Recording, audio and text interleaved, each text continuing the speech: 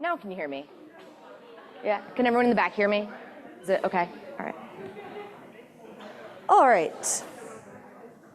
How's everyone doing today? Good, good?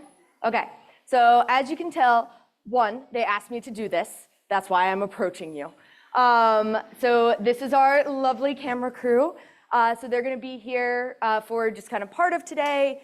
They will be taking pictures, recording, and it is going to be used for propaganda next year.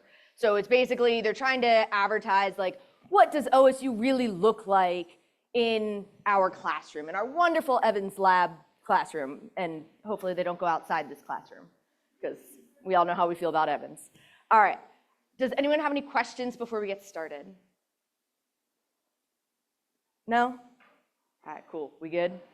Sweet. Okay, we will theoretically have a demonstration if the demo people are able to come, because I wanted to show you that, I know we've been talking about alcohols a lot, and the reason that we care about alcohols, this is so weird, is that you're so close to me. Thank you. So the reason that we care about alcohols is they really are an important motif. So the oxidations that we're about to get to is really going to be relevant when we talk about like breathalyzer tests. So things that are real world examples, they are going to actually be relevant. Okay. So we're going to start by just finishing out talking about our reductions before we get to our oxidations. So remind me, what were our four, well actually no, we'll only talk about two so far. What were the two reagents that we knew that could make alcohols so far?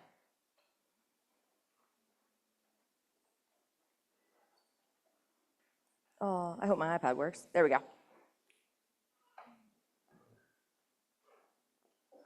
Yeah. Yeah, sodium borohydride and lithium aluminum hydride. Beautiful. So we had said that those were our the hydrogen nucleophiles. So hydrogen on its own, remember, was base only. So it has to be with that aluminum or with the boron in order to do the reduction, right? And we said our general mechanism is where our nucleophile is coming in, it attacks that carbon, we push the electrons up onto oxygen, that gives us our addition product. Cool? We're remembering all of this from last class? All right, sweet. Okay, so that was all of that summary. We talked about all those mechanisms. So when do we use one over the other? When do we want the stronger or the weaker nucleophile? So you want the weaker nucleophile if you're trying to be a little more selective, meaning it doesn't work with everything. So if you want the aldehyde or ketone, sodium borohydride is dope. That's really good at doing that reduction like really selectively. So it is going to work really well with our aldehydes and ketones to make the alcohols. It is not going to work for higher oxidation state molecules. It is not going to work for those esters or carboxylic acids. It's not strong enough. Hey! Oh, baller, thank you. No, it's all good. So, do we have, yeah, you're already on top of it. No, you're good, you're good. Okay. Yeah, that would probably be good if you could set it up on the projector. Awesome, thank you. I'm sorry, I didn't realize that it was behind me. Okay. So, did you hear me were you in the room? Oh, I'm sorry. Well, I'm glad you heard me, actually. Okay. That's fair. All right, so sodium borohydride, weaker, not gonna work for our higher oxidation states. That's the key takeaway. Lithium aluminum hydride, very strong. It'll reduce everything. So lithium aluminum hydride is a really strong reductant. It is going to just take everything down to the alcohol. Whether it is your aldehyde, your ketone, your ester, your carboxylic acid, the acid chloride, whatever it is, it'll go all the way down. Okay, thank you. Perfect. You're the best. Thank you. I like your little ducky.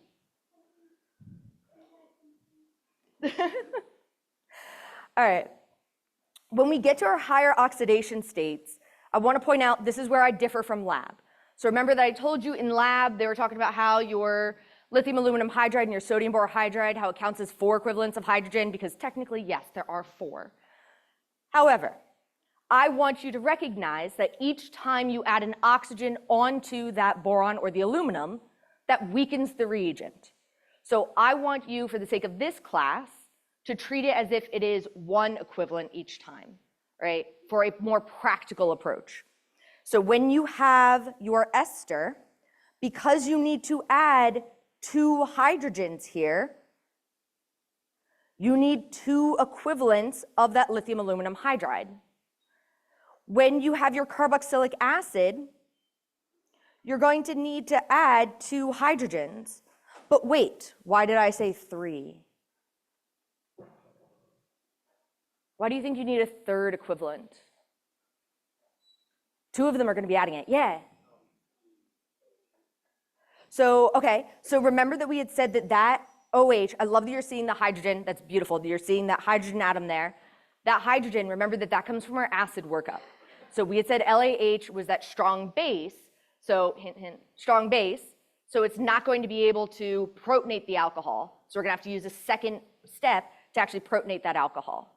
So then what else could our lithium aluminum hydride do if it is a strong base?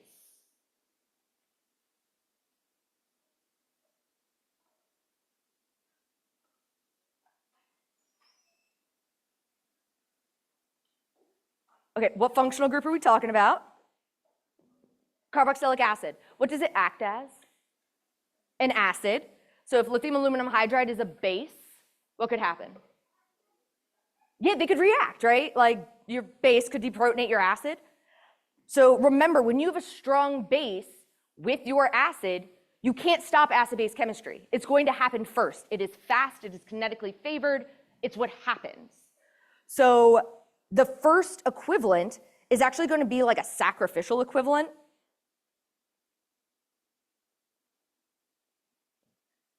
It is going to deprotonate the carboxylic acid because I can't stop that.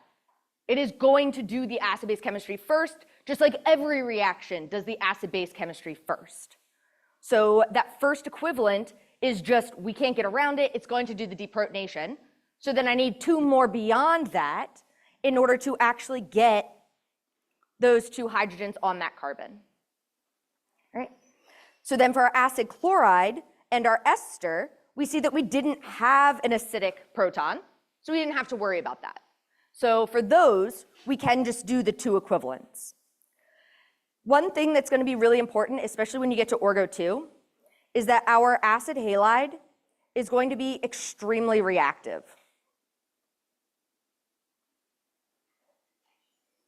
And it really is. It truly is very reactive. So it is going to react with everything. It can react with water in the air. Like these things have to be kept very dry. They have to be kept cold because they essentially are like, they're high energy. They're ready to go. They don't want to stay as they are. They want to, actually, they want to become a carboxylic acid. So they're going to die. They react right away.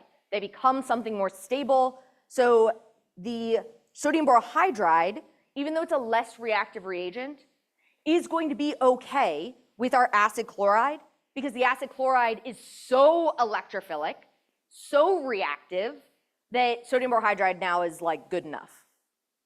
Cool. So essentially, you just want to know when you're using each one.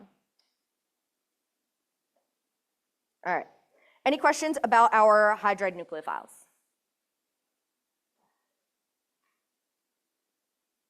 Dope. Let's talk about our carbon nucleophiles then. So our carbon nucleophiles are these organometallic reagents. So organo, meaning, carbon, hydrogen, organic. Metallic, meaning metal. So it's going to be special reagents that have a combination of an organic part and a metal part. So we're going to have carbon with our metals. All of our organometallic reagents, they're going to be very strong bases and very strong nucleophiles. They are very, very, very reactive. So acid-base chemistry, remember, is fast. It will happen before a nucleophilic attack. So they will always act as a base if given the opportunity. So we need to make sure we don't have anything acidic around in order to get them to act as the nucleophile, in order to get to our alcohol product.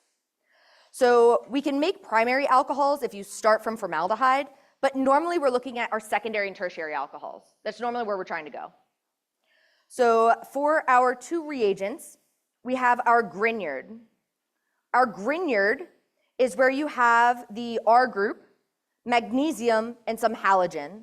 So the important part is it's that Mg2 plus cation, and the halogen can be bromine, chlorine, iodine, not fluorine. So any of our normal halogens. Because it's a strong base, it must be run in polar aprotic solvent.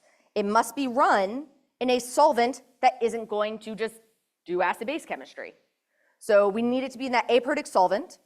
To make it, we can synthesize it from our CX bond, from just a normal haloalkane, by adding magnesium metal. And it's called a metal insertion because essentially magnesium is going to wiggle its way down on in there. It's going to say, hey, carbon and halogen, slide apart. I'm just going to scooch on in, and I'm going to be in the middle here. And that is that organometallic. It's just, you don't need to worry about the mechanism of it. The mechanism is some sort of radical initiated pathway. Don't worry about the mechanism. Just know that that magnesium is just going to like part them apart, step on in, and now you have your Grignard. And it really just is legit magnesium metal. Like you can take ribbon, like just a hunk of magnesium metal ribbon and just drop it in, and it just like fizzes and it reacts and you get your Grignard just in solution then. It will need an acid workup. It will need that second step because it doesn't offer the proton itself. So it's going to need something to give it the proton to get that OH, right? So remember that H that we get on the oxygen is from that strong acid. So our R group that we're adding is going to act as the nucleophile to come in step 1 to give us that tetrahedral intermediate, the sp3 hybridized carbon. And then step 2 is what is going to protonate that alcohol.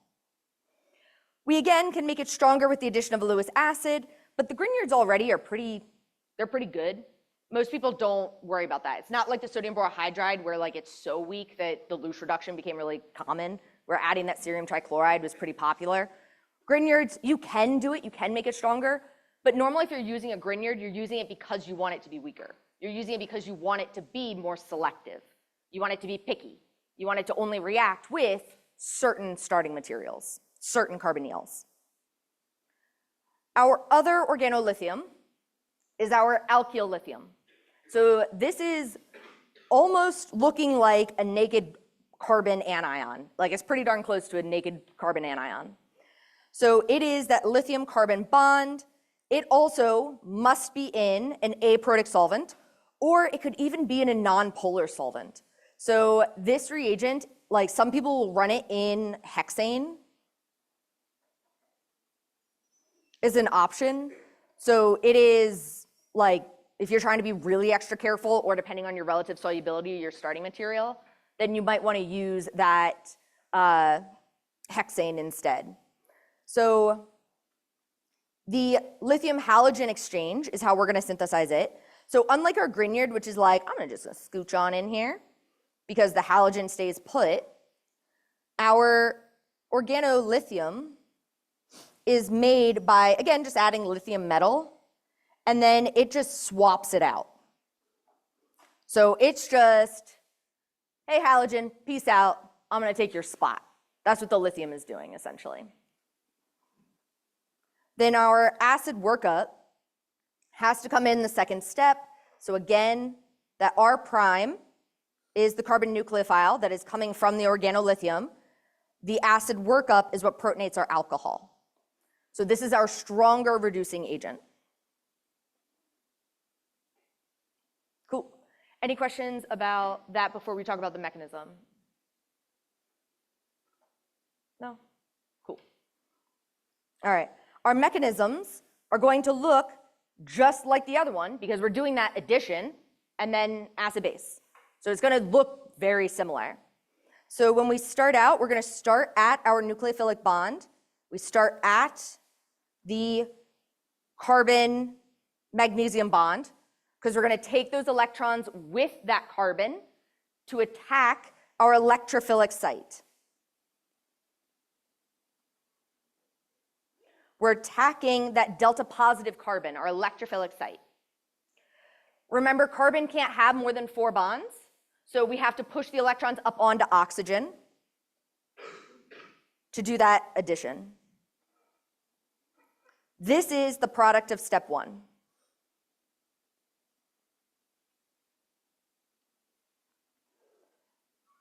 You get that alkoxide, that O-.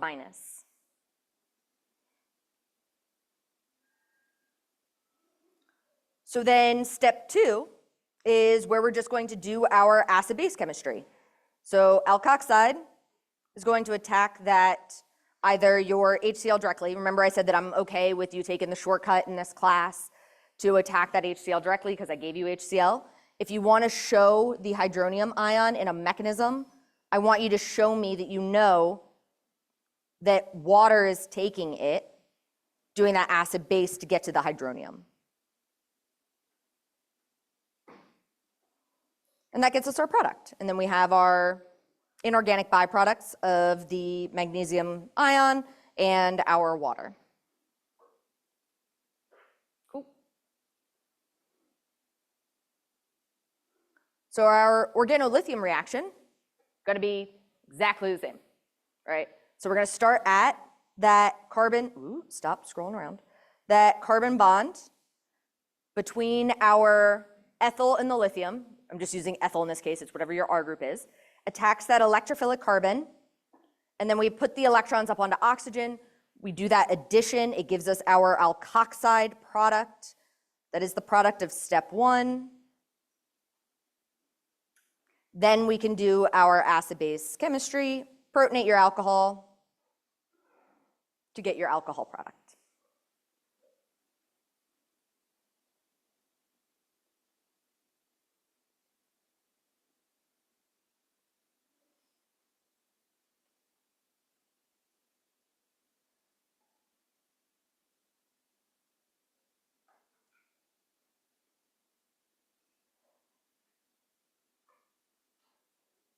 Cool.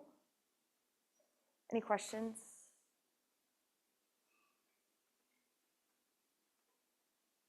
Okay. I still see some people writing. That's why I'm pausing.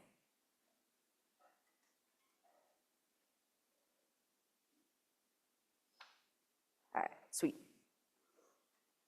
Okay, so when do we use each, come on, zoom out. There we go. When do we use each of our reagents? Well, they're actually pretty compatible. Like I said, that Grignard actually, even though it's the weaker reagent, is still pretty reactive. So for each of these, their reactivity is going to be matched. So they're going to be able to react with the aldehyde. Both of them will, to give you your secondary alcohol. Your ketone, same deal. That's how we get our tertiary alcohols.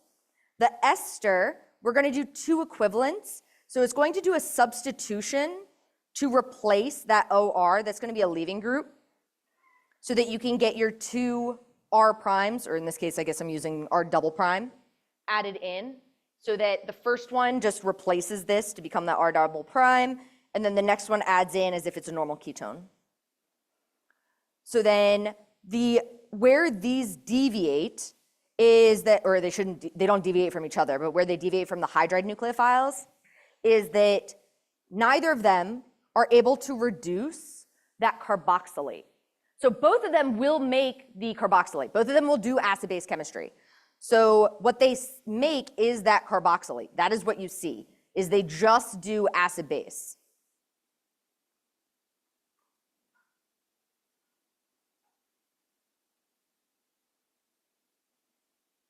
It can't reduce it to the alcohol.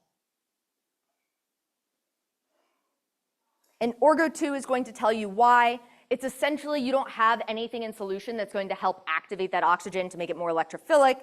It's just, yeah, aluminum is special. Aluminum is going to be able to coordinate to the oxygen so that you can still keep doing the hydride additions for your lithium aluminum hydride. So it'll keep going with lithium aluminum hydride. That's the only one that's going to be able to reduce your carboxylic acid. None of our other reagents can reduce a carboxylic acid. Right. The Grignard and your organolithium, they will just do acid-base. They will just deprotonate. So they will still react, but they take that proton and then die. They just get protonated and then that's it. Our acid chloride, again, super reactive. I just need the two equivalents to add in the two R's. Oops, cool. All right. Any questions about our reductions?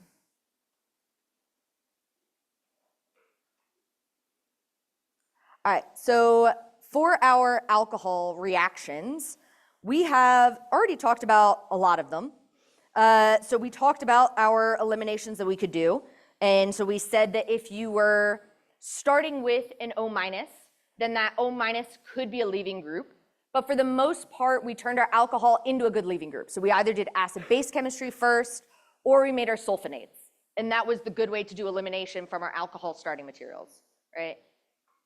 I'm seeing a lot of blank faces. All right, let me write that out. Okay, so if you're starting from the alcohol and you want to make your alkene, you can either start with something that is a really strong base. So you can have that tert butoxide.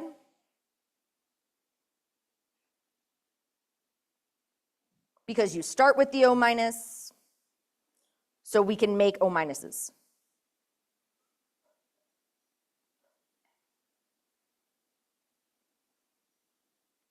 The better way would be to do it with our acid, potentially. So if you did something like sulfuric acid, and then had, it would have to be with water and heat, that would do the E1 reaction. That would get us it's known as a dehydration because we're losing water. So that's a common way to get our alkenes starting from the alcohol. So that protonates the alcohol first, turns it into a good leaving group, into our oxonium ion, and then water is an okay base because remember with E1 it's stepwise. So it's going to be you kick out your loss of water, get the carbocation, then do your elimination, right? Because E1 is 2 steps. Leaving group leaves, then base deprotonates. So I just added heat to try to emphasize that I'm definitely doing elimination, was my little push there. Alternatively, we could do it in 2 steps. So if you added your either mesyl chloride or tosyl chloride or trifle chloride, and then usually there's some sort of non-nucleophilic base like triethylamine or pyridine.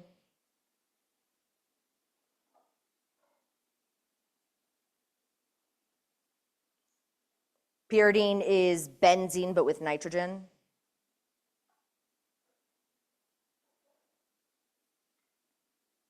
All that's really doing is just getting rid of any extra protons. This is not necessary, this just makes it faster.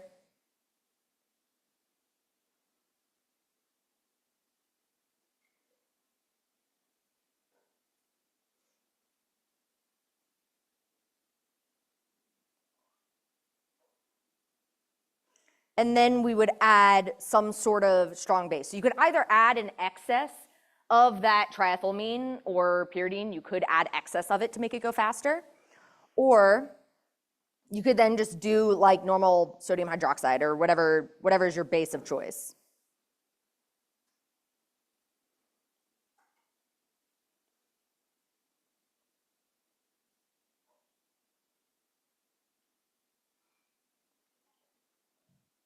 Right. So those were our 3 main eliminations that we talked about, how you could start with an alcohol and what we could do with it, right? So this is where that reaction notebook or that reaction roadmap really is helpful, because if you had the alcohol in the middle, you could say, what are all the things that I can make from it? And these would be your 3 ways to make your alkenes.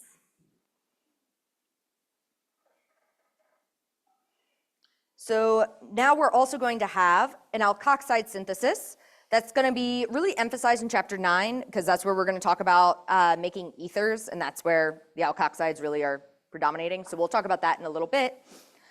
Same thing about reacting with thionyl chloride and phosphorus trihalide. These are going to be how we're going to turn our alcohols into halogens. Are going to be using those reagents. They'll do it exclusively via SN2.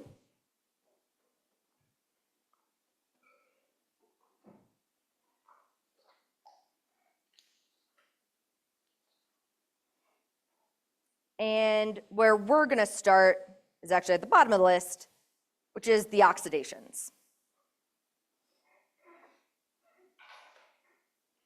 Right. So we have a lot of things we can do with alcohol so far. But we've talked about how to make alcohols from our higher oxidized materials. So it feels like a natural transition to actually then talk about how to make the higher oxidation states from the alcohols, right? So if you know how to go from ketone to alcohol, how do I go from alcohol to ketone, right? That's the next question. So to do that oxidation, it is actually going to be an E2 reaction. You only need to know that step of the mechanism. I won't expect you to know the entire oxidation mechanism. The entire mechanism is tedious. So we'll go through it, and I'll highlight the one step that I'm talking about. But really what I want you to know is that the important oxidation step, the part where I make that double bond, that's an E2. It'll look weird, but it is E2. So that's how we're going to get the double bond.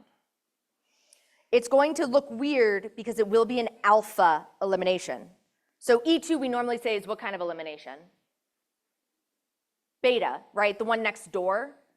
So this is going to be weird because our leaving group isn't going to be the oxygen. We want to keep the oxygen. So it's going to look weird, but we'll be okay because it'll be an E2.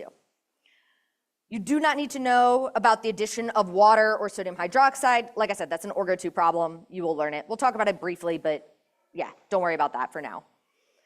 All right, we're going to have 3 main reagents.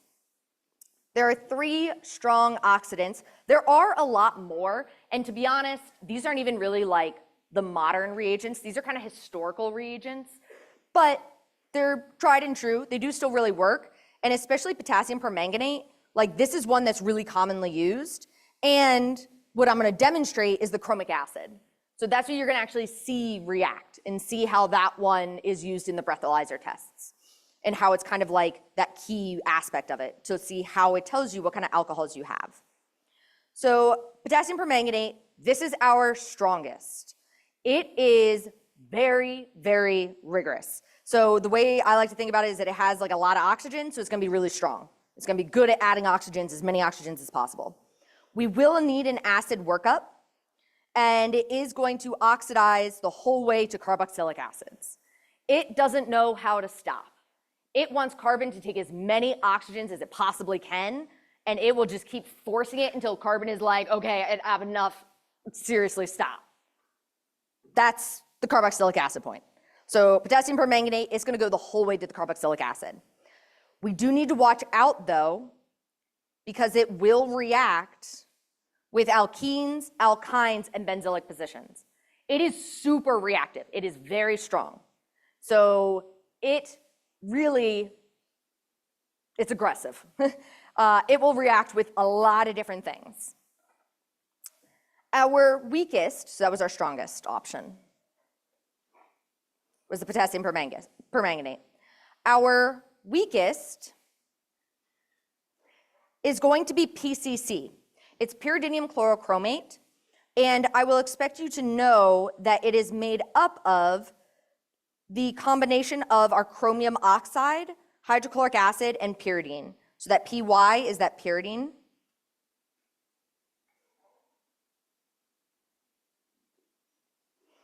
The reason that I want you to know this is that that pyridine is what is making it weak. So I want you to know the combination because that aspect of it, having this pyridine, is weakening my chromium. So it is essentially poisoning my chromium. So that way I will always stop at the aldehyde or ketone. Having that pyridine there is going to poison that chromium so that all it can do is take it one oxidation step up. It can only go from the alcohol to the ketone or an alcohol to an aldehyde. And then it stops. It cannot oxidize aldehydes or ketones. It can't keep going. It stops.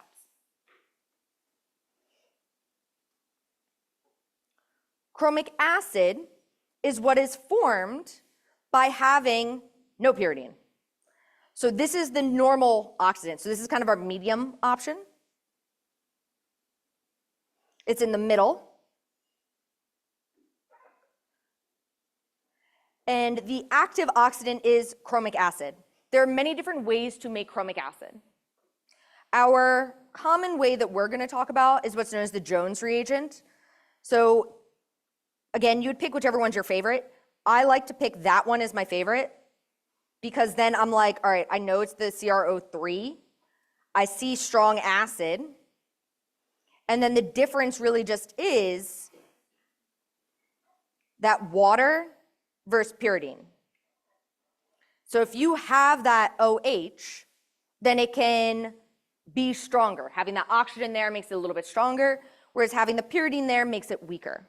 So that's why I like to pick that one. If you want to pick one of the other ones, absolutely, you can use whatever, but you do need to know what all of them are, knowing that these are the various ways that we get to that chromic acid. So it is a strong oxidizing reagent. Water is your solvent, and it will make either ketones or carboxylic acids. So it will not stop at an aldehyde. It will go up to the carboxylic acid if aldehyde is the option.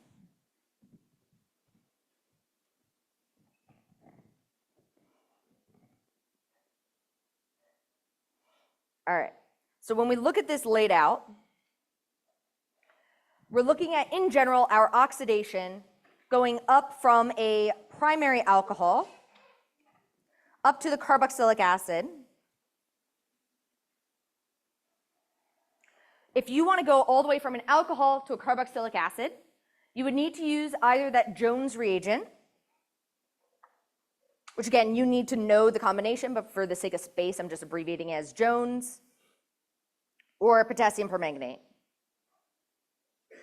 That will take your alcohol up to the carboxylic acid, your primary alcohol. If you want the primary alcohol to stop at your aldehyde,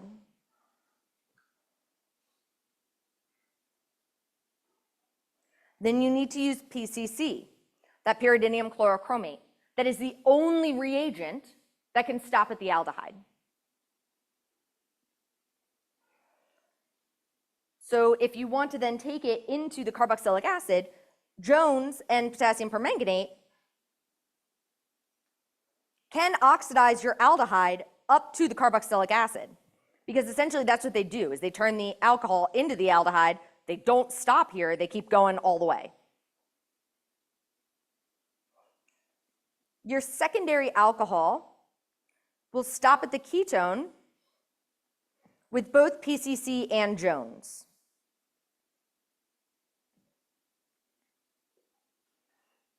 So Jones is not a strong enough oxidant to remove a carbon. Hydrogens it can do all day. Carbon, no. It will keep the carbons there. So then Jones stops at the ketone with the secondary alcohol, and then potassium permanganate is the one that can oxidize up to the alcohol. The reason why is because it's going to have sodium hydroxide in there too. And again, that's an Orgo2 concept of it's essentially going to do a different reaction first, and then it'll oxidize the intermediate.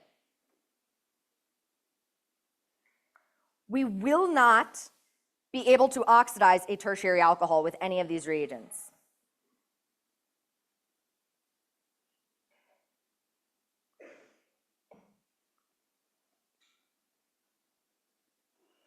You need to have an alpha hydrogen. You need to have a hydrogen on the carbon with the alcohol in order to do any of the oxidations. So if you don't have that hydrogen there for an sp3 hybridized carbon, none of our reagents will work. You keep your alcohol, it won't react.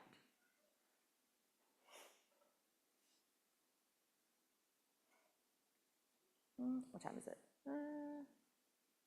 Yeah, let's do this next. So let's look at our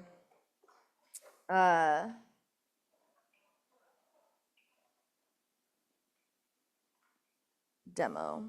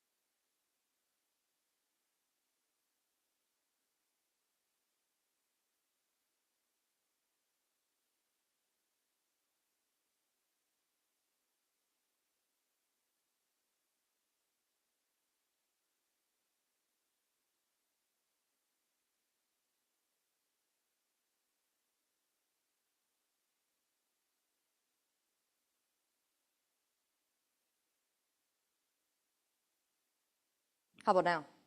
Yeah, thank you.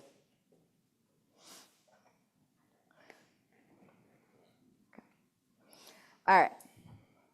So we're looking at our oxidation of our alcohols. So we have one propanol, so 3 carbons and then the OH. Then we have 2 propanol, which is our isopropanol. And we have tert-butanol. So that is our tertiary alcohol. Try to get rid of the glare. Okay.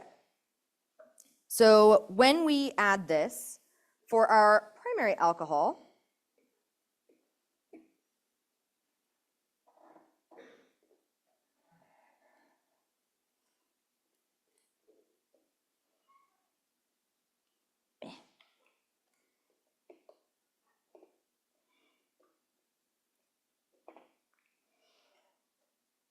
actually, let me get this all ready so we can do them all at the same time and watch them.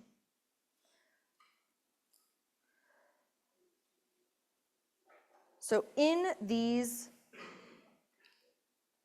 graduated cylinders is that chromic acid. So this is essentially the Jones reagent.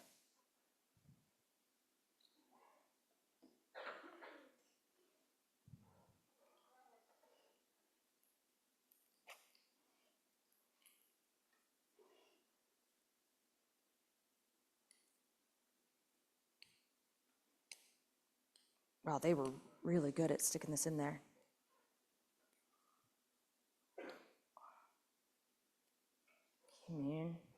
Okay, all right.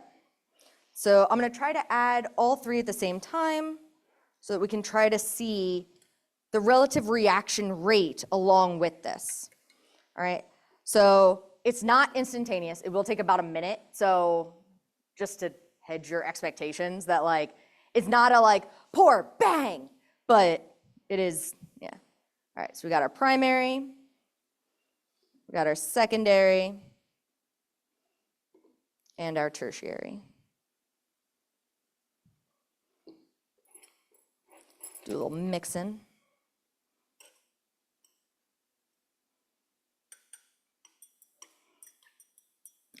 Does anyone want to start a timer? Let's see how long it actually takes. Let's see if their time is right.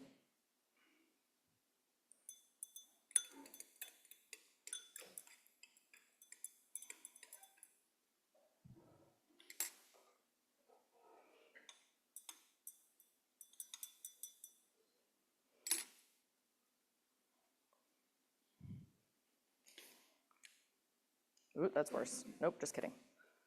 All right. Do you see that actually the primary already is reacting? You see it getting darker? So it should go from like an orange color to like a dark green color. The green is going to be a different oxidation state of that chromium.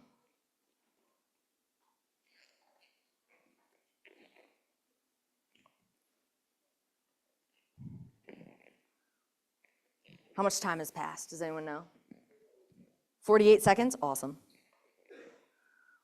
So according to their notes, it should take 80 seconds for the primary alcohol to react completely, and then 120 seconds for the secondary, and we should see that the tertiary does not react. They put an exclamation point, so it felt like it needed drama, sorry. Also, this is not proper lab protocol. Do not try to put a glove back on, but I only have one, so. You also wouldn't touch the outside of it with your bare hand. That's a good way to get docked points or yelled at by a TA. It's also a good way to have then cross-contamination to like accidentally get chemicals on you, your phone, your belongings. Yeah. Ooh, secondary's going. Wow, that primary actually turned pretty much blue. I'm gonna actually lift it up. Is that easier to see that it's like a blue now? Like we started yellow and now we're blue. Yeah. My secondary is starting to go. I'm going green. And no matter how long this sits, that tertiary should never react because it doesn't have the alpha alcohol, right? So this is kind of what it's based on, is when you have, it's certain breathalyzers, not all of them are built this way, but some of them are built where essentially what they're doing is they're looking to see how quickly did that oxidation happen. And so it's reading that color change because ethanol, that alcohol that the breathalyzer is looking for is ethanol. So that alcohol is a primary alcohol. So it should react pretty quickly to then tell you how dark it is. And then they can get some concentration data based on how dark it is. So then they can know, all right, how much alcohol did you just exhale? So that's where it's built on, is based on the fact that your primary reacts really quickly and it gets that dark color right away. So like that's the strength of the breathalyzer test, is that it is showing that ethanol, as opposed to any other alcohol, is going to react really quickly, right? So there was I don't know if this is a rumor or anything for your generation, but I remember when I was in college, they used to say that which also, don't drink and drive. It's really stupid. Like, just don't do it. Like, especially when you have like Uber, Lyft, friends, like, don't do it. All it does is put yourself and other lives at risk. It's really not worth it to even like drive buzzed. Like, it's just silly. But they used to say that like, okay, if you're gonna drink and drive and a cop pulls you over, you should like swish hand sanitizer and then spit it out, because then you could be like, oh, well, there's a different alcohol in my mouth. Or like use like mouthwash, and it's like, well, there are different alcohols. And it was like, no, we know right now that it's like, it's just testing for a primary. Also, cops aren't dumb. I mean, some of them might be, but like in general, like most people are pretty smart. So if you're like, well, I'm driving and I just swished mouthwash, they're gonna be like, okay, let's go have a talk somewhere else. Like, they're not gonna be like, oh, you got me. Like, they're gonna be like, yeah, you're trying to hide something. We got bigger problems. So, yeah. So also, just don't try to like, you know, trick people. Like, just don't do it, and then you won't get caught, because you won't do it. So that is our demonstration and little PSA for not drinking and driving.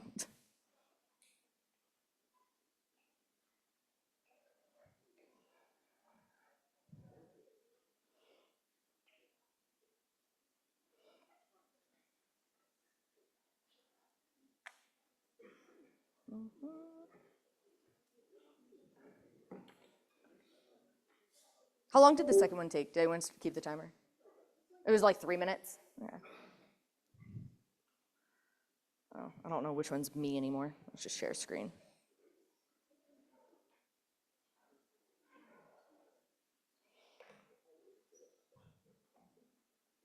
Okay.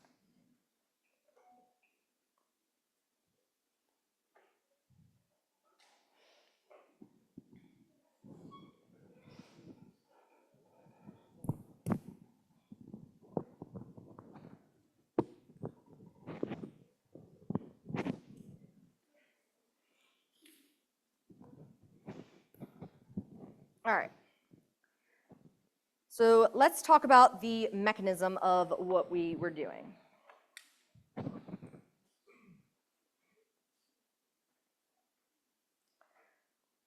So our mechanism of this oxidation is going to be very similar whether it is the manganese or if it's the chromium. It is essentially the same thing no matter what. It's just like if you're trying to do chromium, just swap out Mn for Cr. And we're just doing the same sort of steps. And again, you don't need to know all of these. You are capable of figuring it out. So like you're welcome to, and that's why I'm showing you so you can see what the oxidation is. There's only one step you need to know of this full process. So when we look at this, how we go from our primary alcohol up to our carboxylic acid, first thing is I have the alcohol, which is going to be my nucleophile. The metal is going to be that electrophile. It's a Lewis acid, right? Anytime we see those metals, we think that they are electron deficient, we're going to attack them. So we're going to have our alcohol is going to attack that manganese, and then I'm going to push electrons up onto one of those oxygens, kind of like what we did with all of our carbonyls. So that gets us to our intermediate.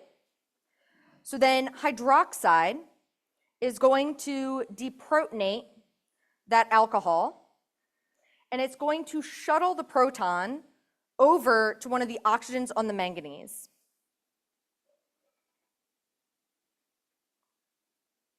So this is known as a proton transfer,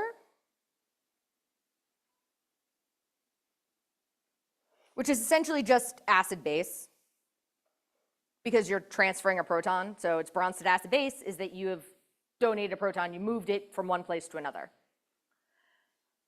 When you go from the transfer of a proton from one part of a molecule to another part of the same molecule, that whole thing becomes known as a proton shuttle.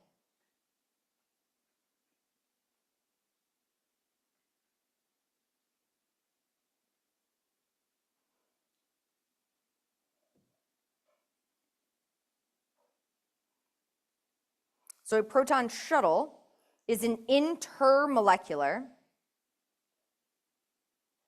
meaning between molecules. Hydroxide has to facilitate this. It's like having a bus to take you from Evans to the med campus, right? It is taking you still on OSU's campus, but it's just shuttling you from one place on campus to another place on campus. It is taking us from one part of the molecule to another part of the molecule. That's all it's doing, is shuttling it from one place. So it's intermolecular because I need the bus to transfer me. So it's an intermolecular proton transfer from one part of the molecule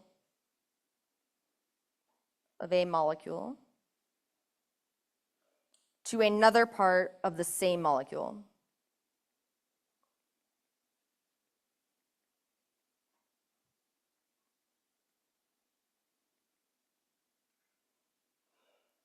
So the relevance of this is that when you're looking online, and if you, sometimes even when you ask grad students, because they are advanced and they're used to doing this, so they tend to abbreviate these steps, because I tell you that like protons just move around a lot.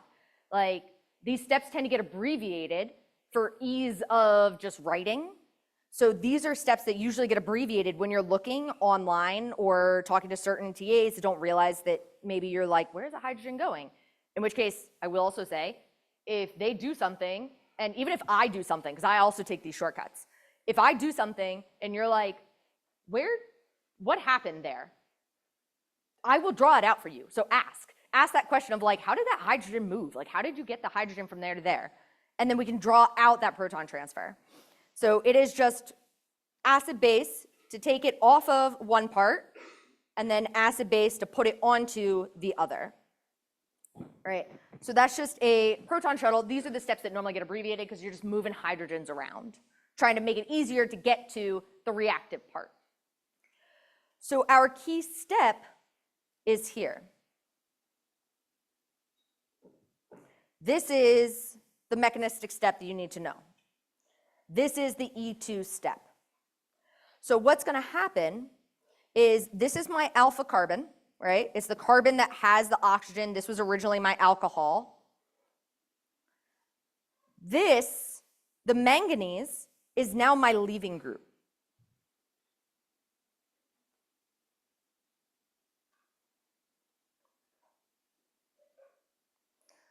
So I'm going to have that base take that proton that is antiperiplanar because it is E2, so it must be antiperiplanar, to now break the hydrogen-carbon bond, make the oxygen-carbon double bond, and kick out my leaving group, which is that manganese.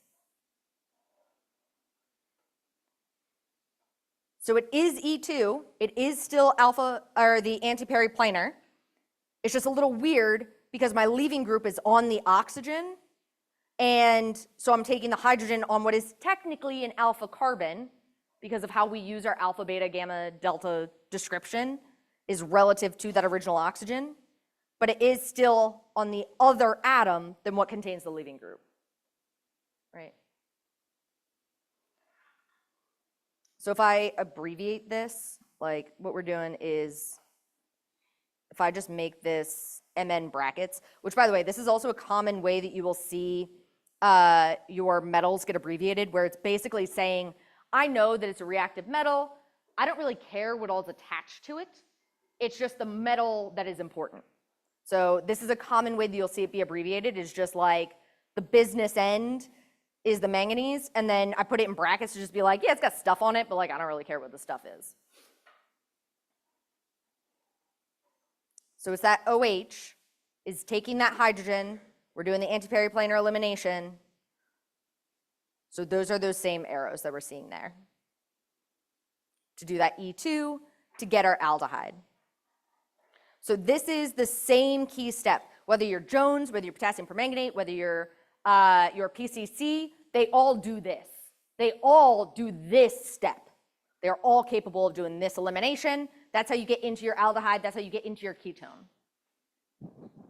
So where the potassium permanganate and Jones become more reactive is that they can keep going. So we can have this keep reacting in order to get up to our carboxylic acid, where that hydroxide is nucleophilic. So it can attack the carbon of our aldehyde, and we push our electrons up onto the oxygen. This is very similar to a different functional group known as a hydrate, which is a geminal diol.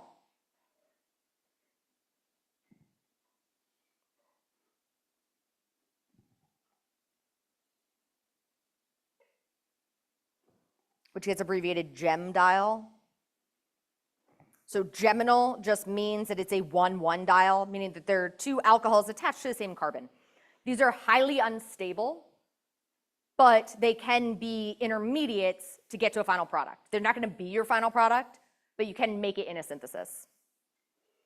So I get to that intermediate, but I'm going to, instead of protonating the alcohol, once I get that O-, I'm going to have it attack right away into the manganese, so that I'm now lined up to be able to do another elimination. So now I'm going to have that nearby oxygen facilitate, and this is usually an intramolecular elimination.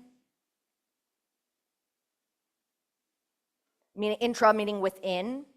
So the reason I'm able to do this is because it is 1, 2, 3, 4, 5 atoms away.